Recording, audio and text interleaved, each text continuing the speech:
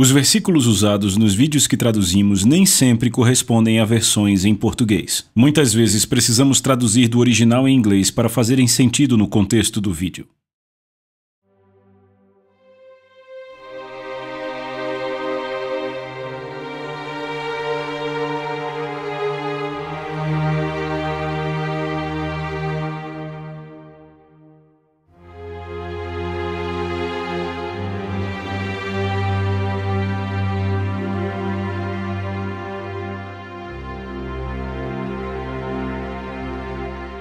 Amém, amém, amém! Bem, deixa eu contar para vocês. Aqui está um grupo de pessoas famintas pela palavra de Deus. Sabe, uma das facetas do temor do Senhor é tremer diante da sua palavra. Pessoas que amam a palavra do Senhor são aquelas que temem a Deus, amém? Pai, em nome de Jesus, fale conosco de novo. Confiamos em você para cada palavra. Em nome de Jesus, amém. Você pode sentar, vamos direto para a sessão número 2. O título dessa sessão é Um Vislumbre da Sua Grandeza.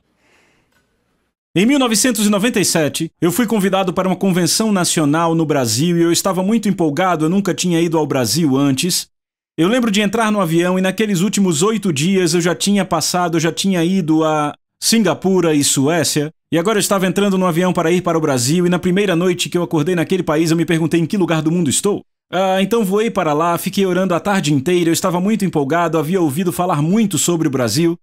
E lá estavam me levando para aquela conferência enorme, eu lembro que foi na capital do Brasil, Brasília, e ainda estávamos a quarteirões de distância daquela conferência e já havia carros parados por todas as ruas. Eu perguntei ao motorista, esses carros vão para a conferência? E ele, sim, sim. Nós entramos no estacionamento, estava lotado, havia um lugar reservado. Eu lembro quando eu saí do carro, eu lembro de ouvir aquele louvor que vinha de dentro do auditório, porque entenda, o que acontece no Brasil é que eles deixam espaço que aumenta o pé direito em cerca de 1,5 metro por todo o prédio para melhorar a ventilação, vocês entendem? Então, eu me lembro, eu estava muito empolgado, eu entrei naquele prédio e eles imediatamente me colocaram na plataforma, estavam lá os melhores músicos de todo o Brasil e também cantores naquela plataforma e, eu vou dizer, eram muito bons, eu não entendia uma palavra do que falavam, era português, mas eram bons. E eu lembro que eu estava sentado na plataforma durante o louvor, o auditório lotado, sabe, milhares e milhares de pessoas, não havia um lugar vazio, sabe, por todas as galerias, todo lugar, tudo lotado. E eu pensei, rapaz, vai ser uma atmosfera e tanto, sabe, uma convenção nacional, mas lá estou eu parado e eu... Não há presença de Deus nesse lugar. Deixa eu explicar a vocês, a Bíblia fala de 2 tipos de presença de Deus. Primeiro, a sua onipresença. É a presença do Senhor sobre a qual Davi falou, para onde fugirei da tua presença? Se vou para o monte mais alto ou ao mais fundo abismo, ali tu estás. É a presença do Senhor que diz, nunca te deixarei ou abandonarei, é a onipresença. Mas a outra presença do Senhor que a Bíblia fala é a presença manifesta, repitam, manifesta. Jesus disse em João 14, eu me manifestarei a vocês, certo? Esta presença não estava naquela atmosfera. E eu lembro, sabe, eu estava ali sentado perguntando o que aconteceu. Eu lembro que eu orei e disse, Senhor, onde está a sua presença? E de repente foi como se Deus abrisse meus olhos para ter a resposta da oração. E eu comecei a olhar para aquelas pessoas e ali estavam todos louvando. E havia várias pessoas com a mão no bolso, olhando para cima assim, e outras pessoas de braços cruzados assim, olhando ao redor. Outras pessoas entrando e saindo para comprar e trazer coisas, sabe, Coca-Cola, tudo mais. Outras pessoas cochichando umas com as outras. E eu não estou falando só algumas, a maioria das pessoas naquele lugar. E eu disse, ok, isso vai se acalmar. Eles continuaram, começou a adoração e... Ainda daquele jeito? Fazendo a mesma coisa? Então terminaram o louvor e adoração cerca de 45 minutos. Um dos líderes subiu e começou a ler uma passagem. E eu vejo pessoas sentadas ali, olhando ao redor assim, outros de braços cruzados, outros cochichando, dava até para ouvir aquele ruído de pessoas falando. Sabe, aquelas vozes sussurrando, pessoas mexendo nas bolsas, entrando e saindo. E agora eu já estava com raiva, ok? Então, assim que me apresentaram, eu lembro que eu andei pela plataforma e o meu intérprete, eu lembro, ele estava aqui à minha direita. Eu apenas coloquei meu cotovelo assim e fiquei ali olhando para eles. Ok? Agora, quando você é o pregador convidado de uma conferência nacional e é o culto da sexta-noite, você é apresentado e fica ali em pé olhando para as pessoas, quantos sabem que isso vai chamar a atenção das pessoas? Porque de repente, em 45 segundos, todo mundo estava olhando para mim assim... O que ele está fazendo? Ele devia estar falando? E eu ali parado, e de repente eu comecei a perceber que todos os olhos naquele prédio estavam sobre mim. E essas foram as primeiras palavras que eu falei ao público brasileiro. Eu não disse, olá, é bom estar aqui nessa conferência. As primeiras palavras que saíram da minha boca, eu disse, eu tenho 2 perguntas. Pergunta número 1. Você está sentado à mesa falando com alguém, e enquanto você fala com ele, ele fica de braços cruzados, olhando ao redor, mão no bolso, olhando para baixo, ou cochichando com alguém do lado. Eu disse, você continuaria falando com ele? E a multidão disse não. Eu disse, se toda vez que você vai na casa de alguém, você bate na porta, a pessoa abre e fica assim, ai, você de novo, entra aí. Você continuaria a ir? Disseram não. Eu disse, eu já estou nesse auditório há 1 hora. E eu não senti nenhuma grama da presença de Deus, e a razão para isso é porque Deus disse em Salmos 89:7, Deus é sobremodo tremendo na Assembleia dos Santos, e todos os que o cercam o reverenciam. Você nunca vai encontrá-lo numa atmosfera em que ele não é grandemente respeitado.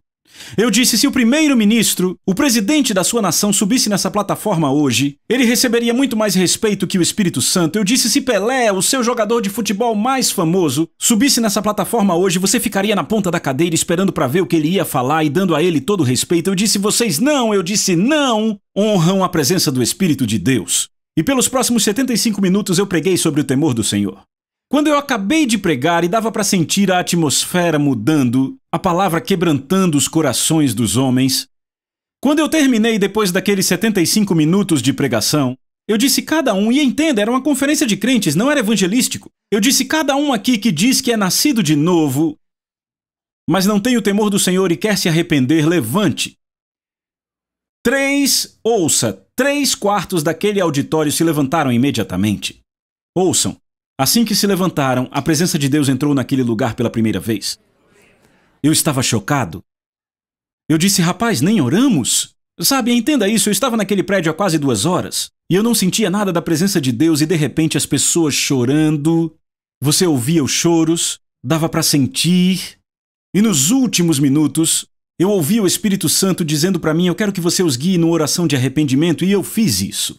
E oraram de coração, Senhor, eu me arrependo. E assim que fizeram isso, outra onda da presença de Deus veio e agora estavam chorando mais por todo o lado. Foi maravilhoso, durou uns 2 ou 3 minutos, e aquilo se levantou de novo e o Espírito Santo disse para mim, eu estou vindo mais uma vez.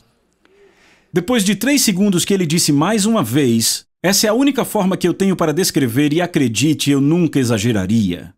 Mas imagine você em pé no final da pista de decolagem do aeroporto, e um avião Boeing decola na sua frente. Esse tipo de som de um vento violento chegou soprando naquele auditório. Quando aquele vento começou a soprar, as pessoas começaram a gritar. Agora imagine você, milhares de latinos gritando. Imagina como foi alto, vocês estão aqui, mas o vento ainda era mais alto. E eu me lembro que eu estava ali em pé, imagine eu ali em pé, e não esqueçam, o púlpito estava aqui perto, e eu lembro que eu olhei e fiquei, oh meu Deus! Porque de repente chegou uma percepção. Não foi papai que entrou nesse auditório, foi o rei que entrou. Estão comigo? E eu lembro de pensar, talvez seja um avião, mas não, eu fiquei arrepiado lá, estou arrepiado agora. E um pensamento passou por mim, um pensamento, ouçam, um pensamento na minha cabeça, um movimento errado agora, você está morto. Agora, não estou dizendo o que aconteceria, mas sabe aquele tipo de presença, Ananias fez um movimento errado e morreu, ok? Então estou dizendo eu ali parado e, meu Deus, e as pessoas gritando.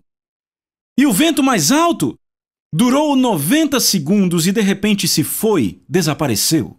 E assim que ele se foi, as pessoas despencaram em suas cadeiras chorando, sabe? Depois disso eu ainda fiquei recebendo, cerca de 10 anos depois, e-mails sobre aquele dia. De pessoas e líderes que estavam lá, e as pessoas chorando, curvadas em suas cadeiras, e eu ali parado perguntando, o que vou fazer? Senhor, o que eu vou fazer? E Deus, para você já deu. Então eu olhei para o líder e disse, é todo seu. E eu lembro que me levaram para fora e me perguntaram, você quer comer alguma coisa? E eu disse, não, obrigado.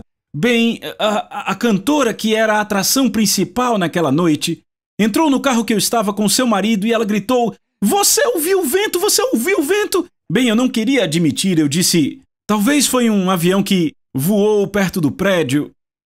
E ela começou a gritar comigo, sabe, latinos. Do que você está falando? Eu vi fogo por todo o prédio e o marido acalmando ela e ele era um homem bem calmo. E ele disse, Senhor, Aquilo não foi um avião, eu disse, como você sabe?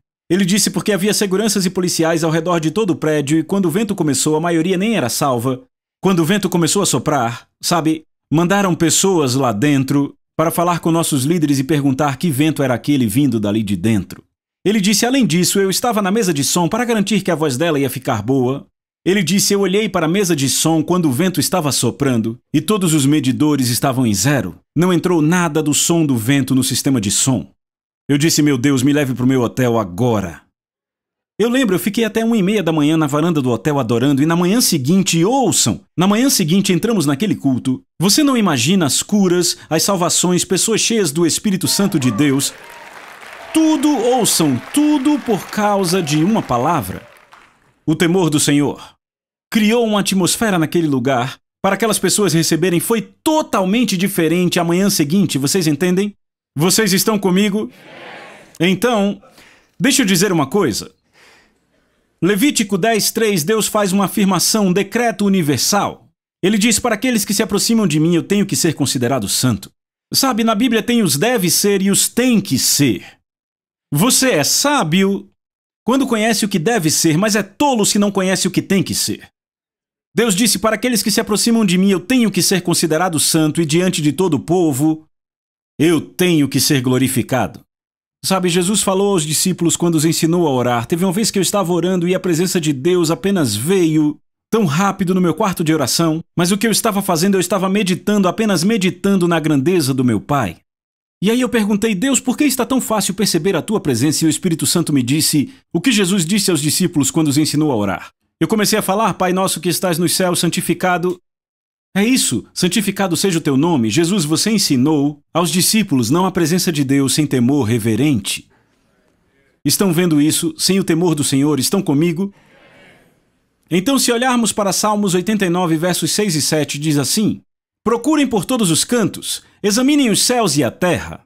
Não se encontrará nada nem ninguém como Deus.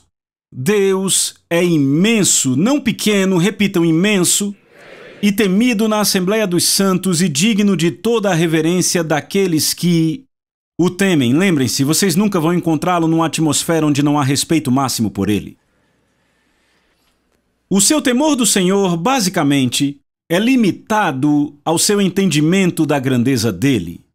Eu disse, o seu temor do Senhor é limitado ao seu entendimento da grandeza dele. Lembram de O Parque dos Dinossauros? Todos fazendo tour, assistindo o filme. Oh, que legal, vamos ver dinossauros. E o cara fala no filme, os dinossauros são grandes, certo? Mas então estão naquele jipe e começa a chover, certo? E aquele T-Rex começa a vir. E o que acontece? Aquele copo ali no painel começa bum, bum, bum. De repente eles, oh. E então aquela coisa aparece e todos aqueles homens crescidos ficam... Ah! Sabe, o povo corre na igreja e Deus é bom, Deus é grande.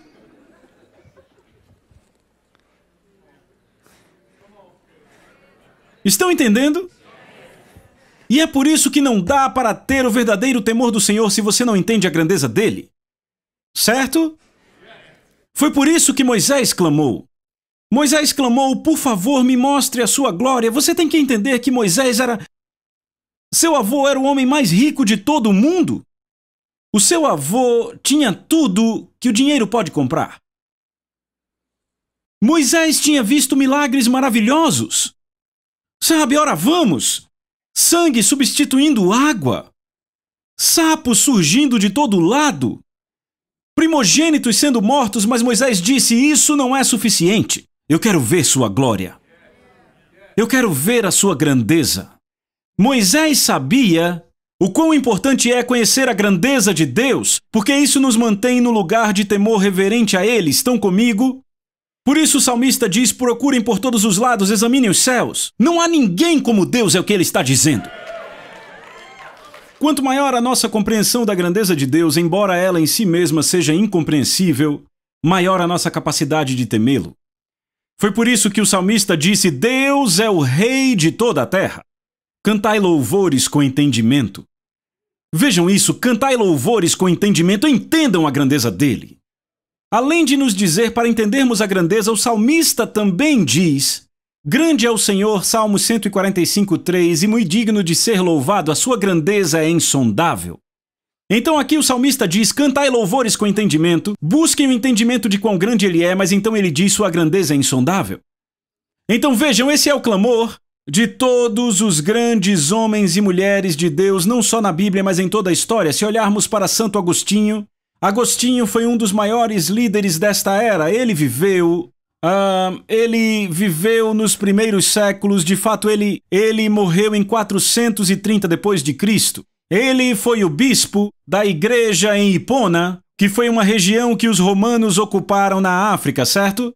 Ele era conhecido, ele ficou conhecido por causa dos seus escritos sobre a grandeza de Deus, certo? Ele escreveu esse livro chamado Cidade de Deus, que ainda é conhecido pelas pessoas, certo?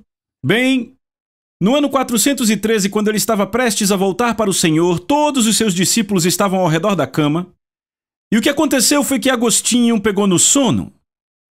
E todos os seus discípulos ficaram: ele se foi, ele se foi. Mas então, de repente, alguns minutos depois, o quarto ficou elétrico e Agostinho abriu seus olhos e gritou: eu vi o Senhor! Tudo o que eu escrevi não passa de palha. E então ele partiu.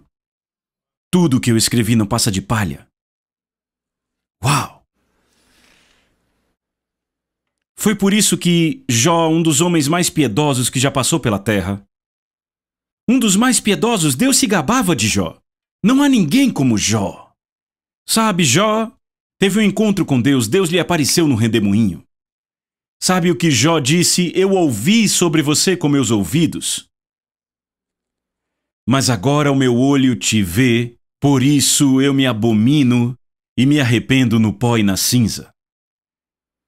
Os caras tinham ouvido falar do tiranossauro, mas então eles o viram. E aqui não estamos falando de tiranossauros. Foi por isso que Isaías, um homem piedoso, pregador da justiça, sabe? Leia Isaías 3, 4, 5. Fala de um pregador em santidade e justiça. Ele diz: ai do bêbado, ai daquele que chama o bem de mal e o mal de bem, ai dos orgulhosos, não é isso? Mas então chegamos a Isaías 6 e ele tem um vislumbre de Deus e sua glória. E agora não é mais ai do ébrio, não é mais ai do orgulhoso, agora é ai de mim. Ele estava no chão, na sala do trono, sem ação, tomado pela consciência dos pecados. E pela primeira vez em sua vida ele percebeu quem era esse Deus a quem ele estava servindo. E pela primeira vez em sua vida ele percebeu quem ele era diante desse Deus santo. A sua grandeza é inescrutável. Eu disse: a sua grandeza é inescrutável.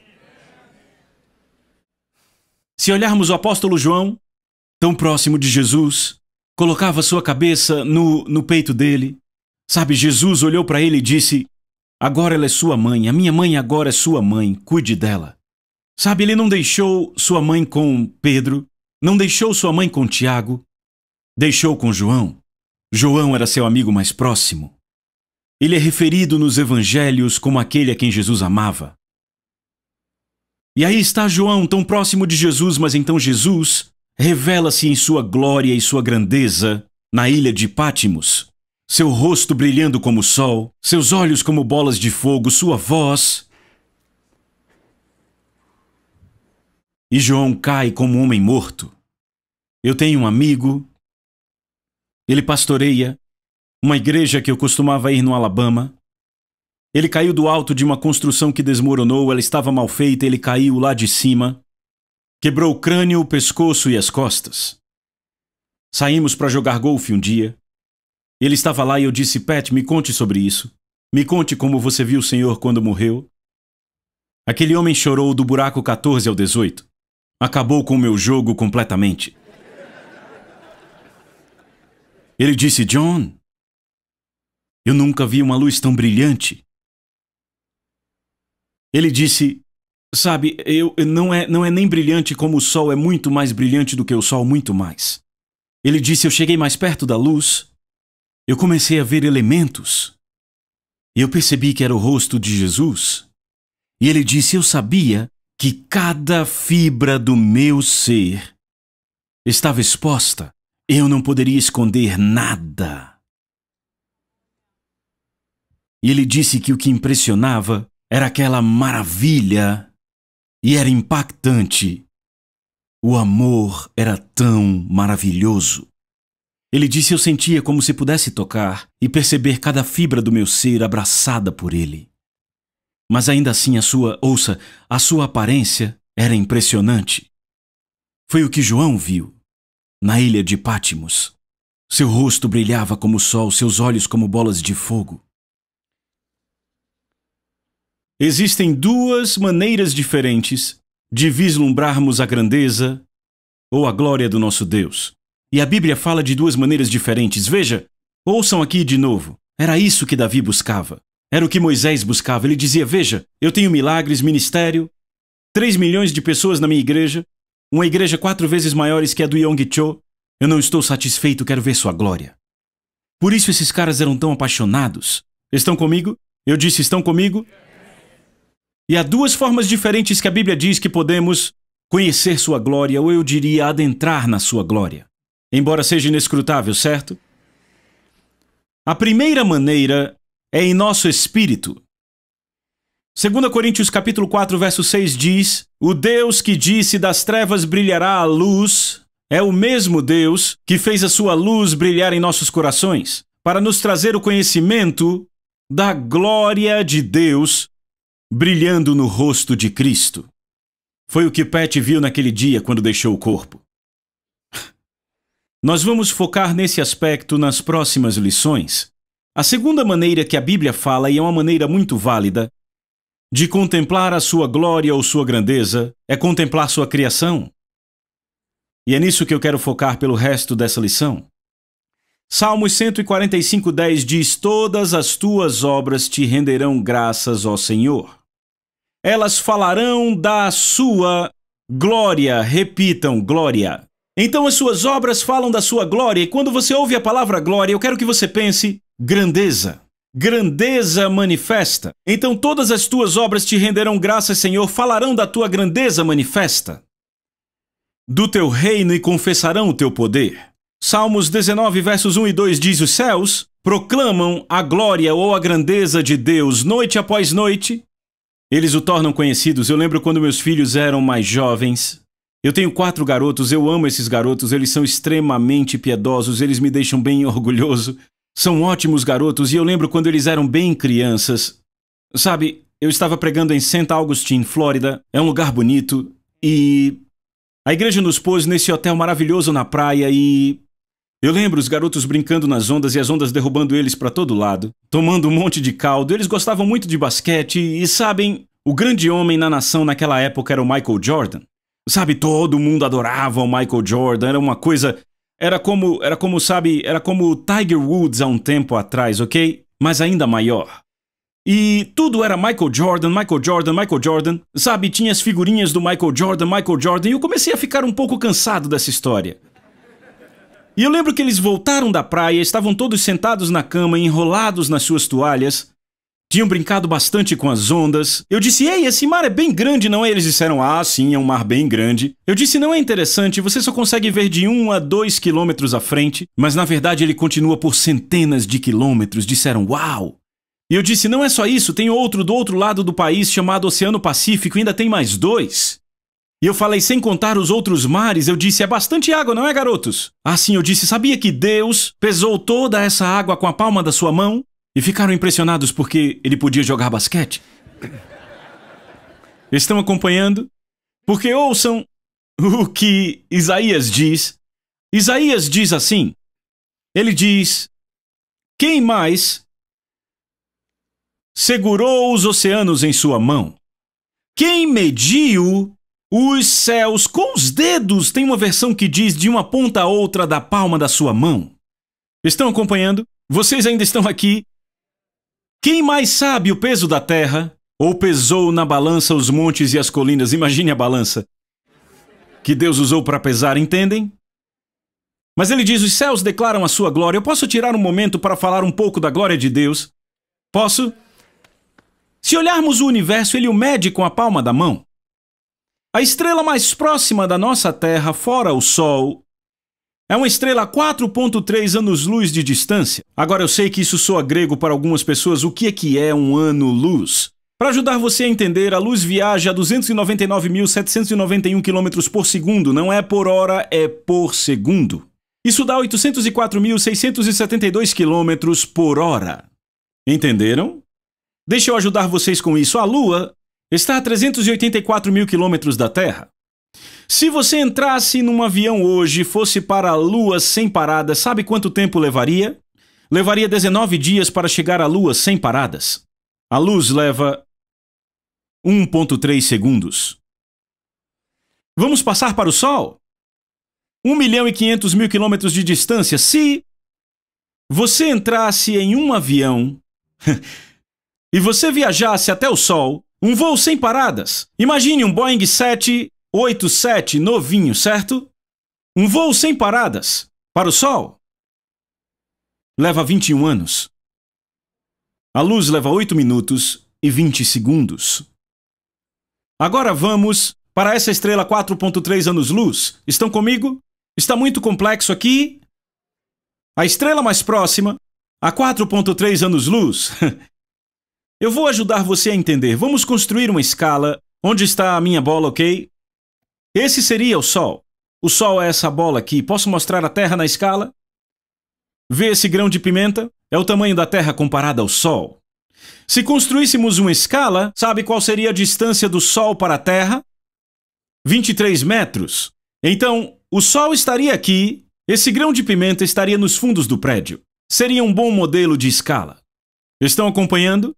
Agora, onde vocês acham nesse bom modelo de escala que a estrela mais próxima estaria? Qual a distância que vocês acham? Você acha talvez 900 quilômetros? 1.800 quilômetros? 643.700 quilômetros.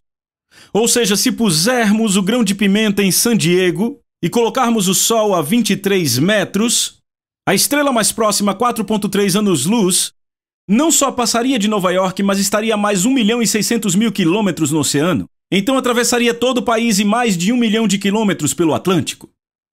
Se estivéssemos a bordo de um avião, se entrássemos num avião e fizéssemos um voo sem paradas para a estrela mais próxima, só a estrela mais próxima, quanto tempo levaria sem parar? Em um avião, 51 bilhões de anos. Estão aqui a estrela mais próxima. Agora, a estrela média que vemos no céu à noite está entre 100 e 1.000 anos-luz de distância. Ok? Não 4,3 de 100 a 1.000 anos-luz de distância, ok? Há certas estrelas que você vê no céu à noite que estão a 4.000 anos-luz de distância. Você entende isso? A luz daquela estrela que você vê no céu que está a 4.000 anos-luz, aquela luz saiu daquela estrela por volta do tempo em que Abraão casou com Sara e veio viajando a 670 milhões de milhas por hora até chegar à Terra hoje. Isso é para mostrar como nossa galáxia é pequenininha. Vivemos numa galáxia com cerca de 1 bilhão de estrelas chamada Via Láctea. A galáxia mais próxima e galáxias são compostas de cerca de 1 bilhão de estrelas. A galáxia mais próxima de nós é uma galáxia chamada Andrômeda. Ela está a 2,31 milhões de anos-luz de distância. Você pegou o que eu disse? Eu não vou nem dizer quanto tempo leva de avião. O telescópio Hubble acabou de descobrir um grupo de galáxias a 13,2 bilhões de anos-luz de distância. Isso explodiu sua mente? É isso que acontece quando você tenta compreender a grandeza de Deus com a sua mente, embora Ele te encoraje a isso. Ele mede o universo com a palma da sua mão.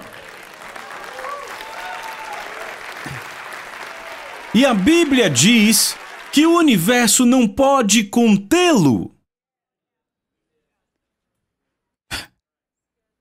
Não só isso. Deus conta as estrelas de acordo com Salmos 147,4 e as chama pelo nome. Ele sabe o nome de cada uma das estrelas e as põe em órbita com seus dedos. E além da imensidão do universo, existe a complexidade da nossa criação. Toda forma de vida na Terra é baseada em células. Células são os blocos de montar dos seres humanos e qualquer coisa viva. O corpo humano em média, tem 100 trilhões de células. Isso é 1 com 14 zeros. Ok?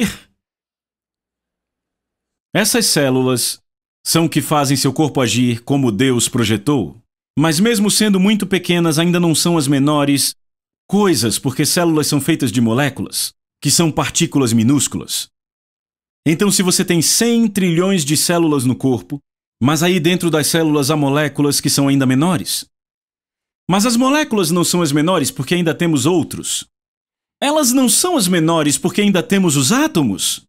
E na maior parte os átomos são espaço. Eles têm prótons e elétrons bem juntinhos ali no centro e elétrons circundando. Quando você faz um ponto no final de uma sentença, sabe, há 1 bilhão de átomos ali dentro. Só um pontinho, 1 bilhão de átomos. Mas os cientistas estão tentando descobrir o que une esses átomos. Porque eles deveriam se espalhar. Então usam o termo energia atômica. Eles estão lá, de uma forma científica, de uma forma não sábia, o temor do Senhor é o princípio da sabedoria, tentando explicar como a Bíblia diz que Ele sustenta tudo com a palavra do seu poder e nele todas as coisas subsistem. Tudo fica junto. Então não só Ele tem habilidade para medir o universo, mas Ele mantém todos esses átomos, elétrons e prótons juntos de forma que você não desaparece. Ele é um Deus maravilhoso e grandioso. Você pode dizer amém?